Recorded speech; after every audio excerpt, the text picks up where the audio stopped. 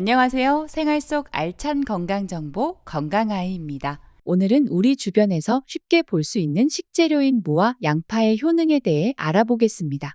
먼저 무입니다. 첫 번째, 속이 뻥 소화를 도와주는 무. 아무리 건강한 사람도 소화계에 문제가 생기면 생기를 잃게 마련인데요. 체하면 무즙이나 동치미를 먹으라는 어른들 말씀을 들어보신 적 있으실 거예요. 무에 각종 소화 요소가 있기 때문입니다. 전분을 분해하는 디아스타제, 단백질과 지방을 분해하는 프로테아제, 리파아제를 함유하고 있기 때문인데요. 다만 이 효소들은 열에 약한 단점이 있습니다. 그래서 무즙이나 동치미처럼 열을 가하지 않은 상태로 먹었을 때 속을 개운하게 도와주는 것이죠. 두 번째, 만성 염증을 줄이는 무. 무에는 항산화 성분인 비타민 C와 함영증 성분인 글루코시놀레이트 성분이 포함되어 있어 만성적인 염증을 줄여준다고 하는데요. 특히 무 100g당 비타민 C가 함유되어 사과의 10배라고 합니다. 특히 껍질이 많기 때문에 비타민 C를 위해서는 껍질째 먹는 것이 좋습니다. 아마 예로부터 채소를 구할 수 없던 겨울철에 무를 저장해 꺼내 먹은 이유가 아닐까 싶네요. 그래서 겨울 산삼이라는 동삼이라는 별명도 붙지 않았을까요? 그리고 무는 브로콜리와 같은 십자화과 채소에 속합니다. 그래서 십자화과에 속하는 무는 특히 글루코시놀레이트라는 화합물이 염증을 낮추고 만성질환의 위험을 낮춰준다고 합니다. 이는 암세포의 성장을 억제하고 암세포 자살을 유도하는 항암 작용을 한다고 하니 무에게 귀한 대접을 해줘야 할 것 같네요.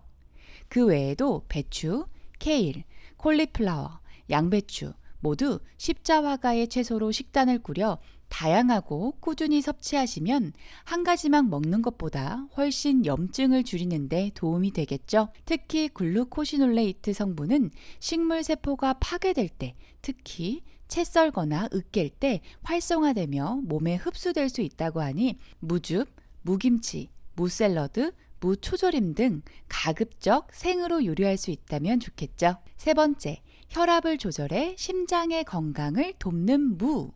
무는 심장 건강에 중요한 역할을 하는 미네랄인 칼륨이 많이 들어 있습니다. 특히 칼륨은 혈압을 조절하는 데 아주 중요한 역할을 하는데요. 왜냐하면 칼륨이 풍부한 식단은 체내 나트륨의 배출을 촉진하여 혈압 상승을 완화시키는 데 도움을 주기 때문입니다.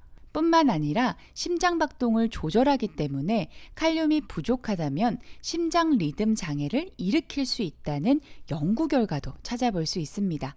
특히 물에 끓이면 칼륨이 손실될 수 있으니 가급적 생으로 가열하더라도 약한 불에 짧은 시간의 조리를 추천합니다. 네 번째, 혈당을 낮춰주는 무. 무에는 칼로리가 낮고 식이섬유가 풍부합니다. 그래서 장을 정상적으로 작동시키는데 도움을 주고 변비 예방뿐 아니라 장내 유익한 미생물의 성장을 촉진시켜 줍니다. 게다가 식이섬유를 소화하는 데는 시간이 오래 걸리기 때문에 혈당 수치가 급격히 상승하는 것을 막아주는데요.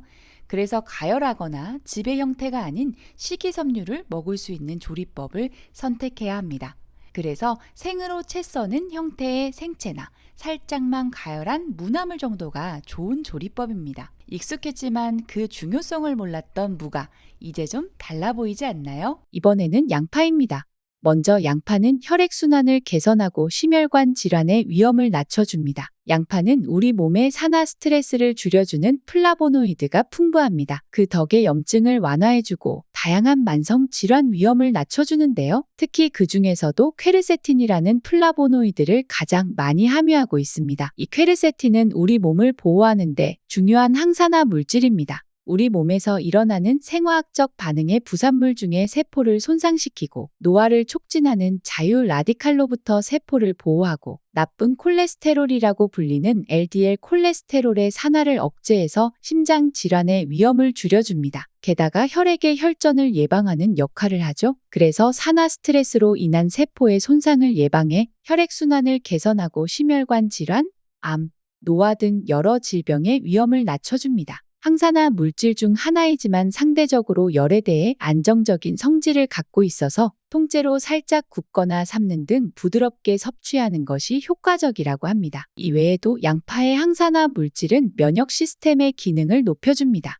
양파의 풍부한 플라보노이드에는 다양한 화합물을 포함하는 플라보놀이라는 항산화 물질이 풍부한데요. 레드와인, 초콜릿, 과일 등에도 풍부한 물질 중 하나입니다. 이는 염증을 줄이고 혈당 조절에 도움을 주는 효과가 있어요. 단, 플라보놀은 열에 노출되면 분해되거나 손실될 수 있기 때문에 이를 위해서는 가급적 생으로 먹는 것이 좋은데요. 샐러드나 샌드위치에 얇게 채 썰어 넣거나 스무디의 형태로 섭취하면 좋습니다. 단, 양파 껍질 쪽에 가까울수록 많이 분포해 있기 때문에 양파를 너무 많이 벗겨내지 않도록 해야 합니다. 또 양파의 시스테인은 필수 아미노산 중 하나로 우리 몸에서 단백질을 합성하는 데 필요한 성분인데요. 특히 항산화 물질인 글루타치온 합성에 필요한 아미노산 중의 하나로 우리 몸의 산화 스트레스를 줄이고 면역 시스템을 강화하는 데 도움을 줍니다. 그래서 간 해독에 좋다는 말이 나오는가 봅니다. 이를 위해서는 생으로 먹거나 기름에 살짝 볶아 먹는 조리법이 효과적입니다. 여기서 다가 아닙니다. 양파는 항암 효과를 가지고 있어요. 양파의 독특한 향과 맛을 만들어내는 성분 중 하나인 프로필메르캅탄은 항산화 항염증,